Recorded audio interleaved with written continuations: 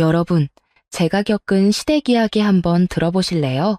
진짜 이런 일이 있을까 싶을 정도로 막장이었거든요. 저는 올해 32살이고요. 대기업 법무팀에서 7년째 일하고 있는 평범한 직장인이었어요. 아니, 이제는 전 남편과 이혼한 돌싱이지만요. 처음 남편 놈을 만났을 때는 정말 괜찮은 사람인 줄 알았거든요. 대기업 다니고 키도 크고 첫인상도 나쁘지 않았어요. 근데 그게 다 가면이었다는 걸 결혼하고 나서야 알았죠. 결혼식 당일날부터 불길한 징조가 있었어요. 신부 대기실에서 메이크업 받고 있는데요. 시모가 갑자기 들어오더니 대뜸 이러는 거예요. 얘야, 우리 집안 며느리면 지켜야 할 규칙이 있어.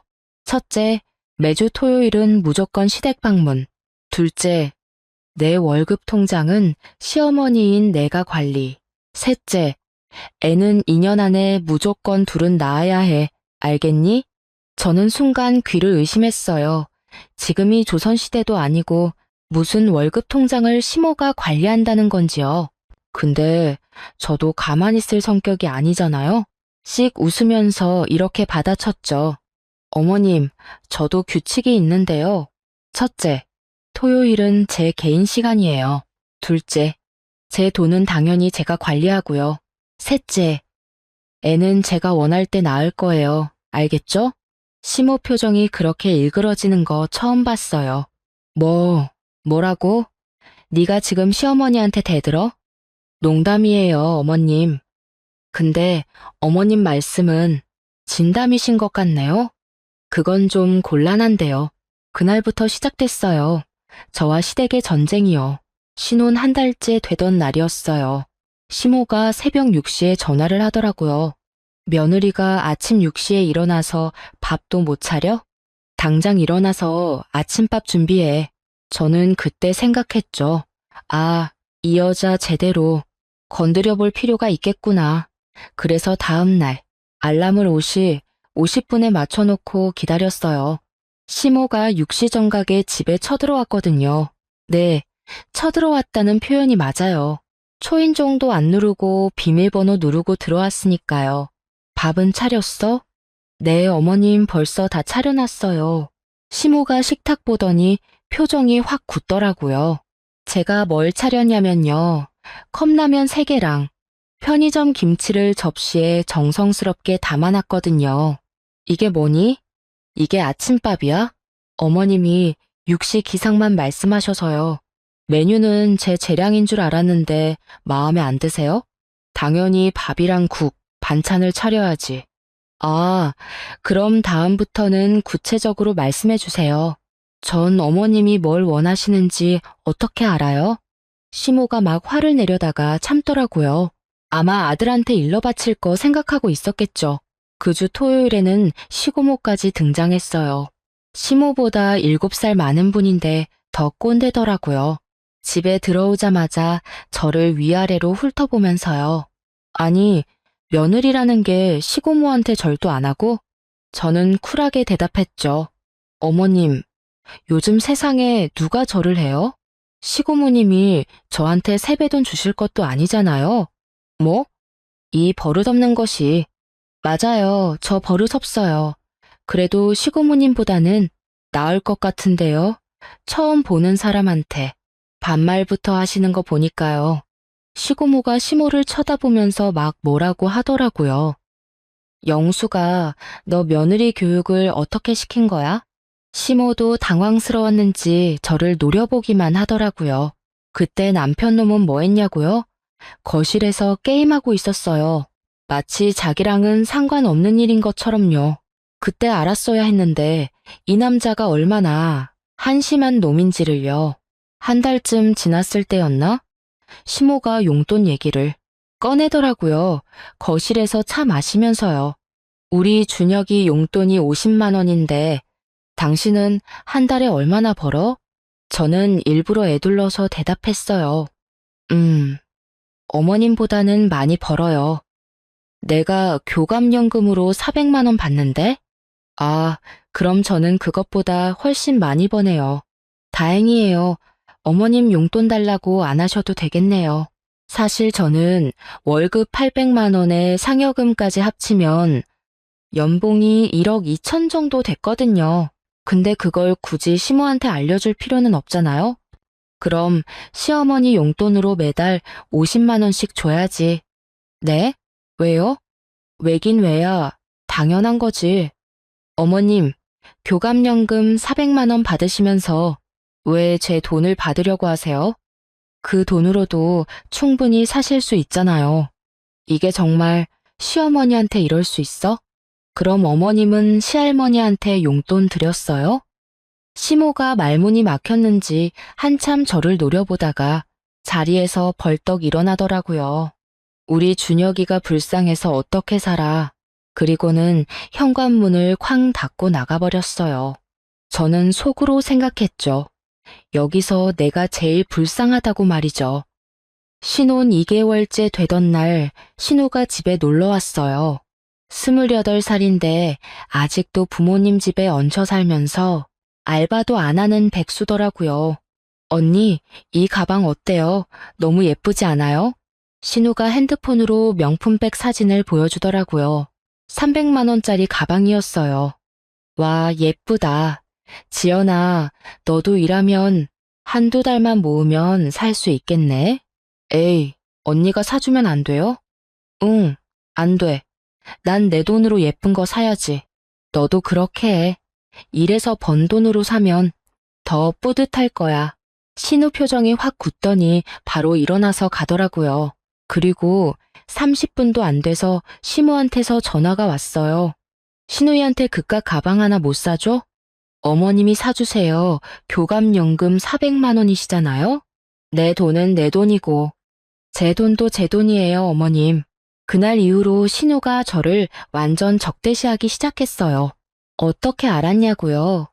제 화장품을 몰래 써먹다가 들킨 적이 있거든요.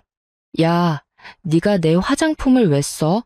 이렇게 소리쳤더니 신우가 적반하장으로요. 언니가 좀 쓰면 어때요? 쪼잔하게. 쪼잔한 건 너지. 남의 물건 허락도 없이 쓰면서.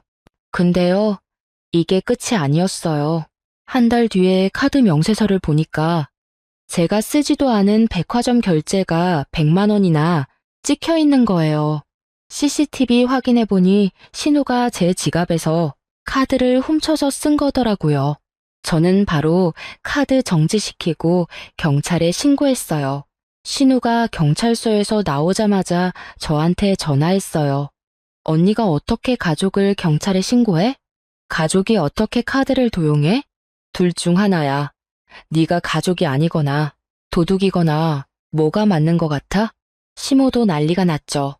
그깟 100만 원 가지고 경찰까지 불러? 아, 그럼 어머님이 주세요. 그깟 100만 원이니까 바로 주실 수 있겠네요. 지연이가 잘못했지만 가족인데 가족이면 뭐든 다 용서가 돼요? 그럼 제가 어머님 통장에서 돈 빼도 용서해 주실 거예요? 시모는 또 할 말이 없었는지 입을 다물더라고요. 이때쯤 동서도 합세하기 시작했어요. 시아주버니 와이프인데 완전 여우 같은 여자더라고요. 저보다 3살 어린데 시모한테는 완전 아부하면서 저한테만 까칠하게 굴었어요. 어느 날 가족 모임에서 동서가 시모한테 고자질하는 걸 우연히 들었어요. 어머님, 아까 형님이 어머님 안 계실 때 어머님 흉을 봤어요. 나이 들어 보인다고. 사실 전 그런 말 한 적 없거든요. 그래서 바로 끼어들었죠. 어머, 미경아, 내가 언제 그런 말 했어? 난 오히려 우리 어머니 너무 젊어 보인다고 했는데 벌써 60 다 되어 가시는데도 그렇게 기운이 팔팔하시니 대단하시다고 했잖아. 시모 실제 나이는 58세였거든요. 60 소리 듣자마자 표정이 확 굳더라고요. 뭐? 60 다 되어 간다고? 아, 제가 잘못 알았나요? 60살 안 되셨어요? 동서는 그 상황에서 슬그머니 빠지더라고요. 고자질하려다가 오히려 역관광 당한 거죠. 신혼 4개월째 첫 명절이 다가왔어요. 추석이었는데 시모가 일주일 전부터 전화폭탄을 때리기 시작했어요. 수진아, 전 부칠 재료 사놨니? 아니요, 안 사놨어요. 뭐? 명절이 일주일밖에 안 남았는데? 마트에서 만든 거 사면 되잖아요. 요즘 누가 직접 전을 부쳐요? 며느리가 전 부치는 것도 못해? 못하는 게 아니라 안 하는 거예요. 스마트하게 살아야죠, 어머님. 추석 당일 결국 시모 집에서 전을 부치게 됐어요. 일부러 모양을 엉망으로 만들었죠. 동그랗게 붙여야 할 전을 네모나게 붙이고 두께도 들쑥날쑥하게 만들었어요. 이게 뭐니? 전이야 뭐야? 현대 미술이에요. 시월드의 압박이라는 작품인데 어때요? 독특하죠? 시모가 저를 노려보면서 이를 갈더라고요. 옆에서 시고모가 또 한마디 거들었죠. 요즘 며느리들은 기본도 안 돼 있어. 그러게요. 요즘 시어머니들도 기본이 안 돼 있어서 며느리들이 힘든가 봐요. 뭐라고? 아, 독백이에요. 신경 쓰지 마세요. 그날 저녁에는 시모 친구들이 집에 왔어요. 시모가 저한테 요리 30가지를 준비하라고 했거든요. 네, 알겠습니다. 저는 씩 웃으면서 주방으로 갔어요. 그리고 배달 앱을 켰죠. 중식, 한식, 일식 골고루 시켜서 그릇에 옮겨 담았어요. 어머, 며느리 요리 솜씨가 대단하네? 시모 친구 한 분이 감탄하시더라고요. 저는 태연하게 대답했죠. 아니에요. 전문가의 도움을 받았어요. 그러면서 배달앱 주문 내역을 보여드렸어요. 이게 다 배달 음식이라고? 네, 요즘은 이렇게 스마트하게 사는 거예요. 시간도 절약되고 맛도 보장되잖아요. 시모 얼굴이 빨개지더니 친구들한테 저를 부엌으로 들여보내더라고요. 망신을 제대로 당한 거죠. 신혼 6개월째 되던 날, 시부가 쓰러지셨어요. 병원에서 검사를 받아보니 폐암 3기 판정을 받으셨죠. 시부는 그동안 시모 눈치 보느라 제게 잘해주지도 못하셨지만 나쁜 분은 아니었거든요. 병원에서 의사 선생님이 치료 방법을 설명하는데 시모가 이러는 거예요. 치료비가 너무 비싸네. 이 나이에 굳이 그렇게까지. 저는 정말 충격받았어요. 남편을 포기하려는 건가 싶더라고요. 제가 치료비 다 낼게요. 뭐? 네가 무슨 돈이 있어? 없어도 빌려서라도 낼 거예요. 아버님은 절대 포기할 수 없어요. 시모가 당황하면서도 화를 내더라고요. 네가 뭔데 나서는 거야? 아버님 며느리인데요. 어머님보다 더 가족 같은데요. 그날 시부가 저를 병실로 부르시더라고요. 수진아, 고맙다. 아버님, 당연한 거예요. 난 다 알고 있어. 영숙이가 너한테. 어떻게 구는지도 알고. 시부가 한숨을 쉬시면서 말씀하시더라고요. 미안하다. 내가 못나서. 아버님, 그런 말씀 마세요. 아버님은 잘못한 거 없어요. 그때부터 저는 뭔가 이상한 낌새를 느꼈어요. 시모가 병원비 영수증을 자꾸 가져가려고 하고 보험 서류를 확인하려고 하더라고요. 어느 날은 시모가 제 카톡을 보려고 했어요. 수진아, 네 카톡 좀 보여줘. 왜요? 준혁이가 혹시 바람 피울까 봐. 그럼 어머님 카톡도 보여주세요. 시아버지가 바람 피울까 봐서요. 뭐? 버릇없이 어떻게 그런 말을. 어머님이 먼저 버릇없이 구셨잖아요. 프라이버시 침해는 범죄예요. 교감 출신이 그것도 모르세요? 시모는 또 할 말이 없어서 그냥 가버렸어요. 신혼 7개월째. 남편 놈의 야근이 잦아졌어요. 오늘도 야근이야. 그래? 회사 앞으로 치킨 보낼게. 아니야, 회사 밖에서 미팅이 있어. 어디서? 그냥 클라이언트랑. 뭔가 수상해서 GPS를 확인해 봤더니 모텔에 있더라고요. 정말 어이가 없었죠. 다음날 아침 태연한 척 물어봤어요. 어제 미팅 어땠어? 피곤했어. 그래? 모텔이 피곤하긴 하지. 침대가 별로라며? 남편 놈 얼굴이 하얗게 질리더라고요. 너 어떡해? GPS 추적했지. 바보 아냐? 그날 저녁 남편 놈이 무릎 꿇고 빌더라고요. 한 번만 용서해줘. 실수였어. 실수? 모텔 가는 게 실수야? 발이 미끄러져서 모텔에 들어갔어? 그 여자가 먼저 꼬셨어. 이름이 뭔데? 하은이. 제가 하은이라는 여자를 찾아서 카페로 불러냈어요. 언니가 왜 저를 커피 한잔 할래? 아, 임신하면 커피 못 마시나? 가짜 임신은 괜찮으려나? 무슨 소리? 내가 산부인과 다 뒤졌어. 넌 임신 아냐. 그리고 녹음기를 꺼내서 들려줬어요. 시모가 하은이한테 돈 주면서 남편 놈을 꼬시라고 한 대화였죠. 이거 어떡해? 우리 시모님이 너한테 준 돈 다 토해내. 안 그러면 경찰 신고할 거야. 하은이는 결국 돈을 돌려주고 사라졌어요. 신혼 9개월째. 저희 아버지한테서 연락이 왔어요. 가족 식사 자리에서 일부러 통화를 받았죠. 아빠, 10억이나 되는 돈을 갑자기. 네, 알겠습니다. 시모 귀가 쫑긋 서더라고요. 무슨 돈이야? 아, 아무것도 아니에요. 10억이라고 했잖아. 어머님이 잘못 들으신 거예요. 그날부터 시모가 저한테 갑자기 친절해졌어요. 반찬도 해다 주고 선물도 사주고요. 수진아, 좋은 투자처가 있는데. 어머님, 혹시 그거 사기 아니에요? 내가 교감 출신인데 사기를 당해? 맞아요. 교감 출신이 사기당하면 쪽팔리죠? 그럼 어머님이 먼저 투자하세요. 수익 나면 저도 할게요. 시모는 욕심에 눈이 멀어서 시부 치료비로 모아둔 5천만 원을 먼저 투자했어요. 그것도 모자라서 더 큰 수익을 노리고 집까지 담보로 잡아서 추가로 2억을 투자했대요. 당연히 전부 사기였죠. 모든 돈을 날렸어요. 신혼 10개월째 시고모가 또 집에 왔어요. 며느리가 아직도 애가 없어? 시고모님은 왜 아직도 살아계세요? 뭐라고? 농담도 못 알아들으세요? 시고모님이 먼저 무례한 농담하셨잖아요. 너 같은 며느리는 쫓아내야 해. 그럼 빨리 쫓아내보세요. 제가 순순히 나갈 것 같아요? 제가 시고모한테 속삭였어요. 시고모님, 노인정 회비 빼돌리신 거 다 알고 있어요. 이거 노인정 사람들이 알면 어떻게 될까요? 시고모 얼굴이 하얗게 질렸어요. 네가 어떻게? 제가 법무팀이라고 했죠. 조사하는 건 기본이에요. 시고모는 그 뒤로 저한테 아무 말도 못하고 갔어요. 신혼 11개월째 시부의 상태가 더 악화되셨어요. 병실에서 저를 부르시더라고요. 그날 밤 시부가 저를 꼭 안아주시면서 마지막 말씀을 하셨어요.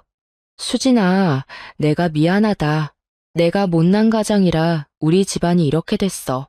네가 고생을 많이 했지? 아버님, 그런 말씀 마세요. 아니야, 내가 다 알아.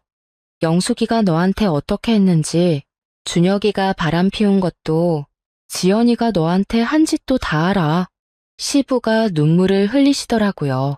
근데 내가 비겁해서 못 본 척했어.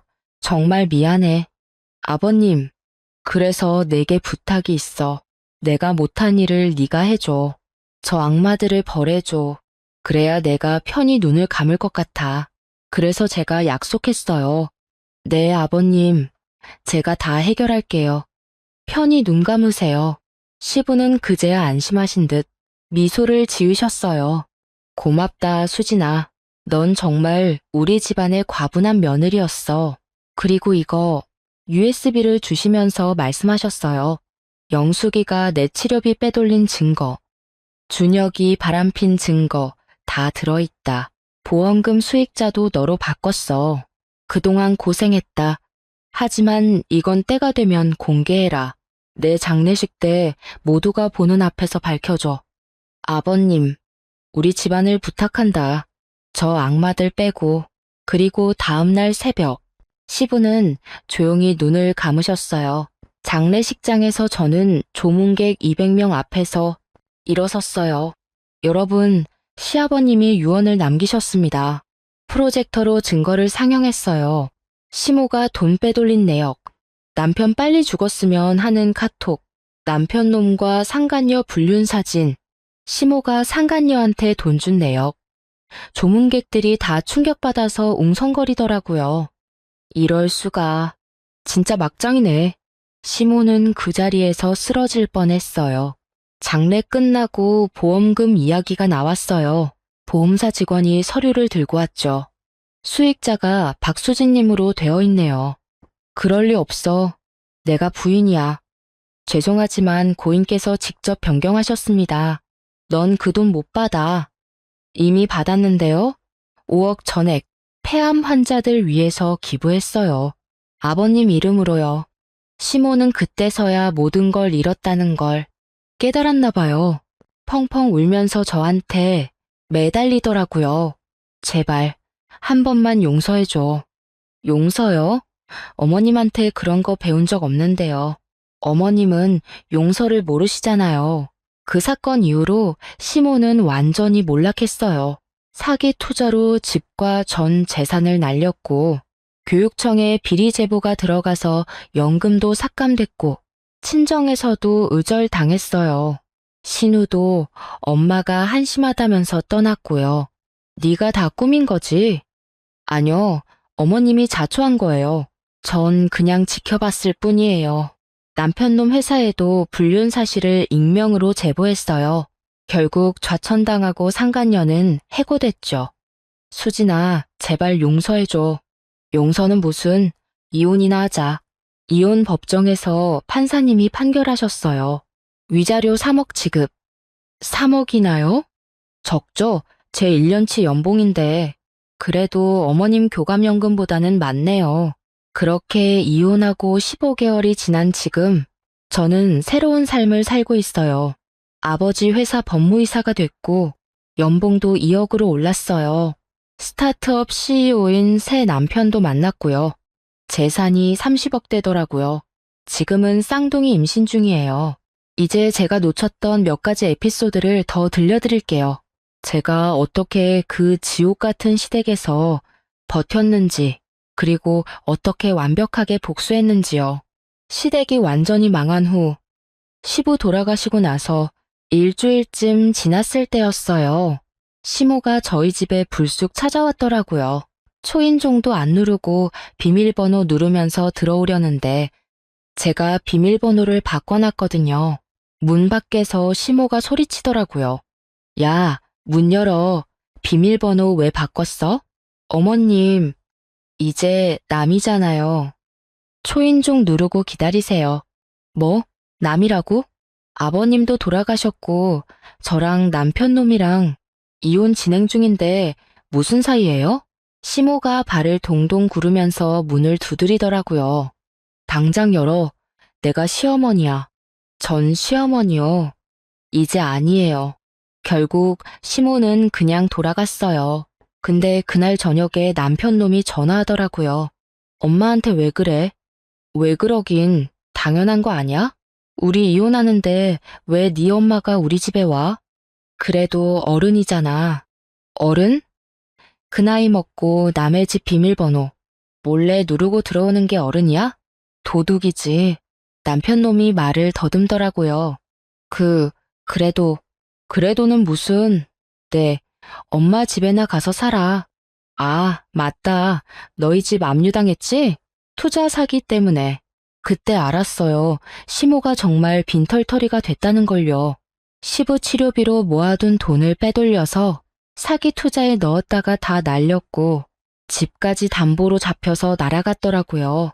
며칠 뒤에 신우가 절 찾아왔어요.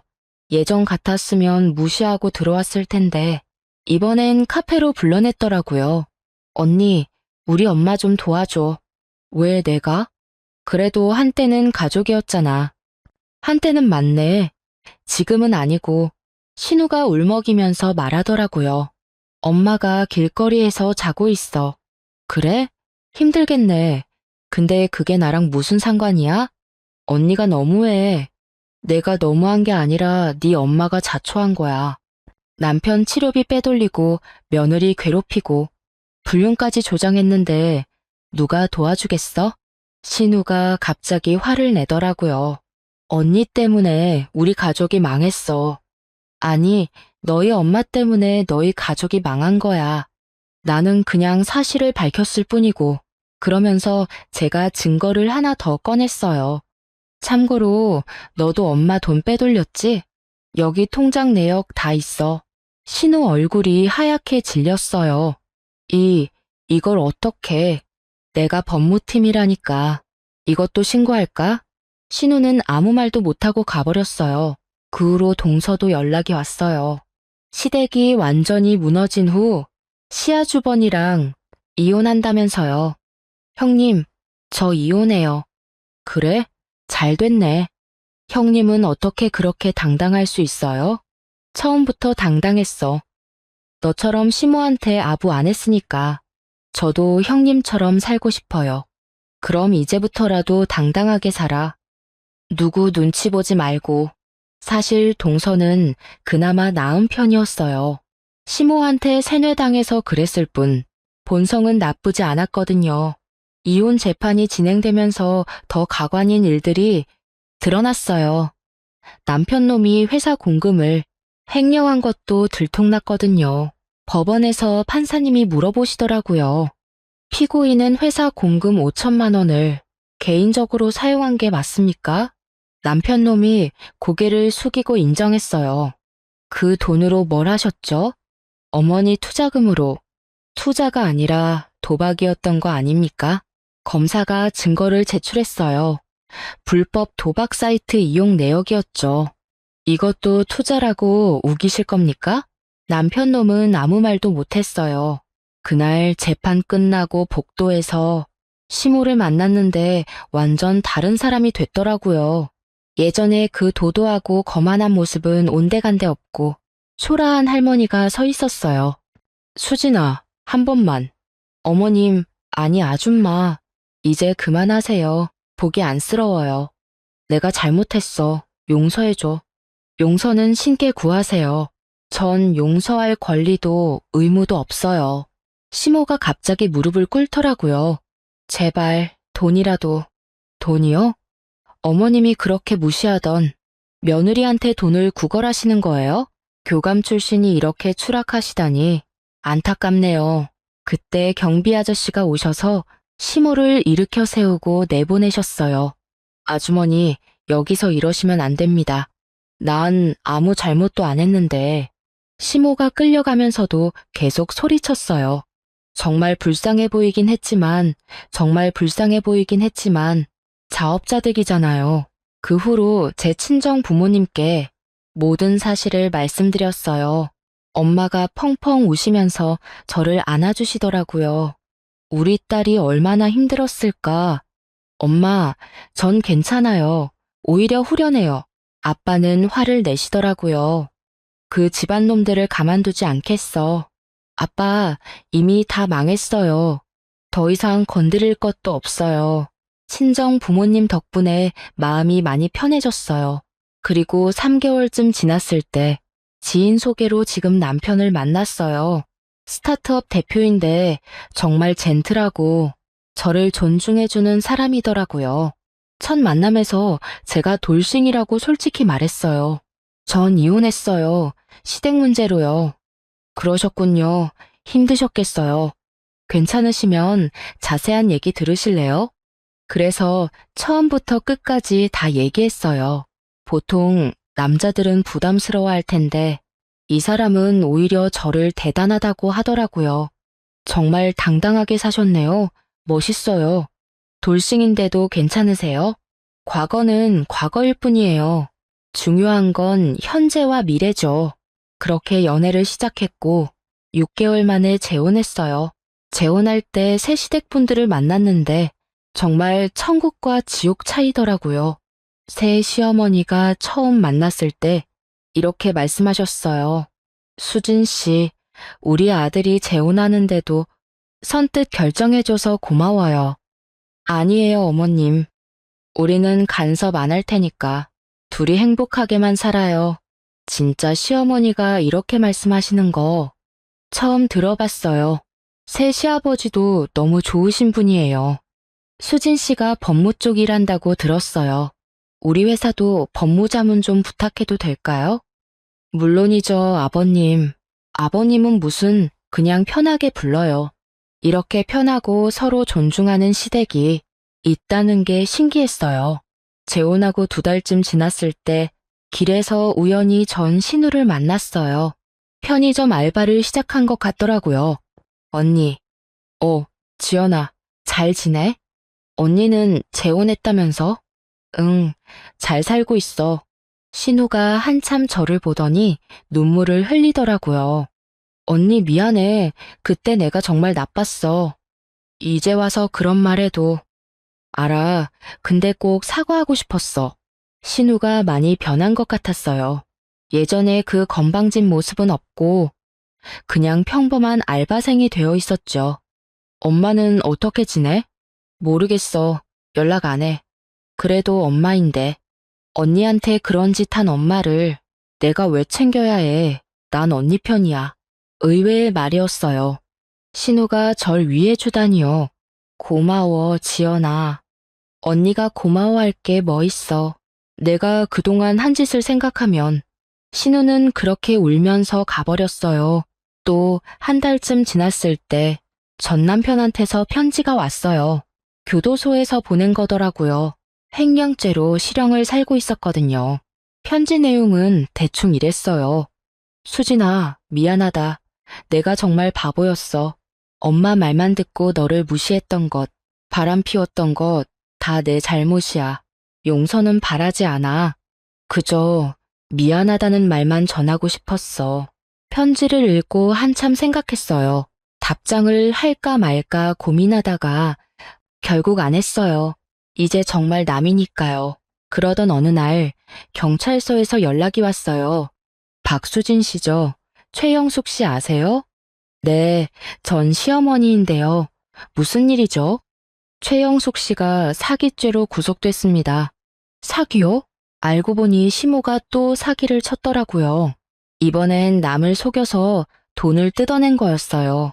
자기가 전직 교감이라면서 교육 관련 사업을 한다고 속이고 투자금을 받았대요. 피해자가 고소를 취하하면 합의가 가능한데 제가 왜요? 전 피해자도 아니고 이제 남인데요. 최영숙 씨가 보호자가 박수진 씨라고. 아니에요. 전 아무 관계 없어요. 그렇게 전화를 끊었어요. 시모도 결국 실형을 살게 됐더라고요. 전직 교감이 사기죄로 감옥 간다니 정말 인생이 아이러니해요. 그 즈음 제가 임신을 했어요. 그것도 쌍둥이로요. 새 남편이 정말 좋아하더라고요. 자기야, 우리 쌍둥이래. 진짜? 대박. 새 시어머니도 너무 기뻐하셨어요. 어머, 쌍둥이라니. 수진 씨, 몸조리 잘해야 해요. 뭐 필요한 거 있으면 다 말해요. 감사해요, 어머님. 산후조리원도 최고급으로 예약할게요. 비용은 우리가 다 낼 테니까 걱정하지 말아요. 정말 딴 세상 사람들 같았어요. 임신 5개월쯤 되었을 때 백화점 VIP 라운지에서 쉬고 있었는데 거기서 시모랑 전 남편을 만난 거예요. 둘이 같이 있는 걸 보니 아직도 그렇게 지내나 봐요. 근데 행색이 정말 초라하더라고요. 시모는 머리도 새하얗게 새고 옷도 남루하고 예전에 그 도도함은 찾아볼 수 없었어요. 전 남편도 마찬가지였어요. 술 냄새가 진동하고 수염도 깎지 않고 완전 노숙자 같았어요. 수진아, 시모가 저를 알아보고 다가왔어요. 아, 누구신가 했더니 아직도 살아계셨네요. 제발 돈 좀. 저는 지갑에서 10,000원짜리 카드를 꺼냈어요. 선불카드인데 10,000원만 충전된 거였죠. 여기 10,000원 들어있어요. 커피라도 드세요. 아, 이것도 아까운데 전 남편 놈이 무릎을 꿇더라고요. 제발 다시 한 번만. 그때 제 새 남편이 왔어요. 자기야, 여기 있었네? 친구분들이야? 아니요, 그냥 불쌍한 사람들이에요. 가요, 여보. 저는 남편 팔짱을 끼고 나왔어요. 뒤돌아보니 시모랑 전 남편 놈이 바닥에 주저앉아서 울고 있더라고요. 남편이 물어봤어요. 아는 사람들이야? 전 시댁 사람들이에요. 아, 그 유명한? 제 새 남편은 제 과거를 다 알고 있거든요. 자기 괜찮아? 네, 전혀 안 괜찮아요. 아, 아니, 너무 괜찮아요. 저 사람들 꼴 보니까 속이 다 시원해요. 남편이 웃으면서 제 머리를 쓰다듬었어요. 우리 자기 대단해. 별거 아니에요. 당연한 대접을 받으려고 했을 뿐이에요. 지금 생각해보면 정말 드라마 같은 인생이었어요. 결혼 1년 반 만에 겪은 일이 남들 평생 겪을 일보다 많았죠. 지금은 정말 행복해요.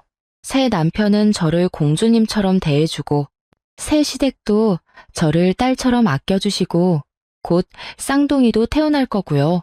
가끔 전 시댁 생각이 날 때가 있어요. 특히 시부 생각이 나요. 그분만 아니었으면 정말 그 집안에 정 하나 안 남았을 텐데. 시부는 정말 좋은 분이셨거든요. 시부가 마지막에 제게 주신 USB에는 정말 많은 증거가 들어있었어요. 시모가 20년 동안 시부를 속이고 돈을 빼돌린 내역, 남편 놈이 대학 때부터 바람 피운 증거, 신우가 마약을 한 증거까지요. 시부는 다 알고 계셨던 거예요. 근데 가족이라는 이유로 참고 사셨던 거죠. 그러다가 저를 만나고 드디어 복수할 사람을 찾은 거였어요. 수진아, 네가 우리 집안의 유일한 희망이다. 시부가 마지막에 하신 말씀이에요. 저는 그 희망을 저버리지 않았어요. 시부가 원하신 대로 그 썩은 집안을 완전히 박살냈으니까요. 어떤 사람들은 제가 너무했다고 해요. 그래도 가족인데 어떻게 그럴 수 있냐고요. 근데 저는 묻고 싶어요. 가족이면 뭐든 다 용서해야 하나요? 가족이면 무시당하고 모욕당하고 이용당해도 참아야 하나요? 전 그렇게 생각 안 해요. 가족이든 남이든 나를 존중하지 않는 사람은 내가 존중할 이유가 없어요. 특히 시어머니들에게 꼭 하고 싶은 말이 있어요. 며느리는 당신들 집안의 머슴이 아니에요. 며느리는 당신들 아들의 부속품도 아니고요. 며느리도 누군가의 소중한 딸이에요. 한 사람의 인격체예요. 당신들이 며느리를 존중하면 며느리도 당신들을 존중할 거예요. 하지만 무시하고 괴롭히면 저처럼 되는 수도 있다는 걸 명심하셨으면 좋겠어요. 그리고 남편들에게도 하고 싶은 말이 있어요. 엄마와 아내 사이에서 줄타기 하지 마세요. 당신이 선택한 건 아내예요. 엄마는 당신이 선택한 게 아니죠. 아내를 지켜주지 못하면 아내도 당신을 지켜주지 않아요. 제 전남편처럼 되고 싶지 않으면 아내 편을 드세요. 마지막으로 며느리들에게 하고 싶은 말. 참지 마세요. 당하지 마세요. 당당하게 사세요. 우리는 누구의 노예도 아니고 누구의 부속품도 아니에요. 우리도 존중받을 권리가 있어요. 싫은 건 싫다고 말하세요. 아닌 건 아니라고 말하세요. 부당한 대우는 거부하세요. 그게 우리가 우리 자신을 지키는 방법이에요. 저는 이제 정말 행복해요. 과거의 악몽 같은 시댁은 이제 정말 과거일 뿐이에요. 새 남편과 곧 태어날 쌍둥이와 행복한 가정을 꾸릴 거예요. 그리고 다시는 누구에게도 무시당하지 않을 거예요. 왜냐하면 전 이제 알거든요. 내가 얼마나 소중한 사람인지, 내가 얼마나 가치 있는 사람인지를요. 여러분도 꼭 기억하세요. 여러분은 정말 소중한 사람이에요. 누구도 여러분을 함부로 대할 권리는 없어요. 당당하게 사세요. 그게 우리가 할 수 있는 최고의 복수예요. 저는 약속을 지켰어요. 시부가 원하셨던 대로 그 집안을 완전히 정리했으니까요. 얼마 전에 시부 기일이었어요. 혼자 조용히 납골당에 갔더니 아무도 없더라고요. 시모도 전남편 놈도 신우도 안 왔어요. 아버님, 저 왔어요. 수진이에요. 시부 영정 앞에서 한참 울었어요. 아버님이 부탁하신 거 다 했어요. 이제 아버님도 편하시죠? 그때 납골당 관리인 분이 오셔서 말씀하시더라고요. 아가씨가 유일하게 오시는 분이네요. 작년에도 오셨죠? 네, 매년 올 거예요. 참 좋은 며느리시네요. 이제 며느리는 아니에요. 그냥 아버님이 그리워서요. 돌아오는 길에 생각했어요. 인생이 참 아이러니하다고요. 그 집안에서 유일하게 인간다운 사람은 시부뿐이었는데 그분만 일찍 가시고 나머지 쓰레기들은 다 살아있으니까요. 하지만 살아있다고 다 사는 건 아니잖아요. 시모는 감옥에 있고 전 남편 놈도 감옥에 있고 신우는 편의점 알바하면서 근근히 살고요. 반면 저는요, 사랑하는 남편과 곧 태어날 아이들과 행복하게 살고 있어요. 누가 진짜 이긴 걸까요? 누가 진짜 행복한 걸까요? 답은 명확하죠. 제가 이 긴 사연을 쓰는 이유가 있어요. 지금도 어딘가에서 시댁 때문에 고통받는 며느리들이 있을 거예요. 그들에게 말하고 싶어요. 참지 마세요. 버티지 마세요. 싸우세요. 우리는 샌드백이 아니에요. 우리도 인간이고 존중받을 권리가 있어요. 부당한 대우를 받으면 거부하세요. 무시당하면 맞서세요. 이용당하면 거절하세요. 그게 우리가 우리를 지키는 유일한 방법이에요. 마지막으로 한 가지 더요. 제 이야기가 너무 극단적이라고 생각하실 수도 있어요. 모든 시댁이 이렇게 나쁜 건 아니니까요. 하지만 제 이야기의 핵심은 복수가 아니에요. 자존감이에요. 자신을 사랑하고, 자신을 존중하고, 자신을 지키는 것. 그게 제가 정말 하고 싶은 말이에요. 여러분, 행복하세요. 당당하게 사세요. 그리고 절대 자신을 포기하지 마세요. 우리는 그럴 가치가 있는 사람들이니까요. 아, 그리고 하나 더요. 이 사연을 읽고 있을지도 모를 시모와 전 남편놈 신우에게요. 후회하고 있나요? 그럼 됐어요. 그걸로 충분해요. 다시는 저한테 연락하지 마세요. 우리는 이제 정말 완전히 남이니까요. 그리고 제가 마지막으로 덧붙이고 싶은 건요. 복수라는 게 꼭 상대를 해치는 것만은 아니에요. 진짜 복수는 내가 행복하게 사는 거예요. 나를 무시하고 괴롭혔던 사람들보다 더 잘 사는 것, 더 행복한 것. 그게 진짜 복수예요. 저는 이제 그 복수를 완성했어요. 전 시댁 사람들은 바닥에서 허덕이고 있지만 저는 정상에서 행복을 만끽하고 있으니까요. 이건 우연이 아니에요. 제가 당당하게 맞섰기 때문에 가능한 일이었어요. 만약 제가 그냥 참고 순종했다면 지금도 그 지옥에서 살고 있었겠죠. 그래서 다시 한번 강조하고 싶어요. 절대 참지 마세요. 당신의 인생은 당신의 것이에요. 누구도 당신의 인생을 망칠 권리는 없어요. 혹시 지금 이 글을 읽으면서 나도 저렇게 할 수 있을까?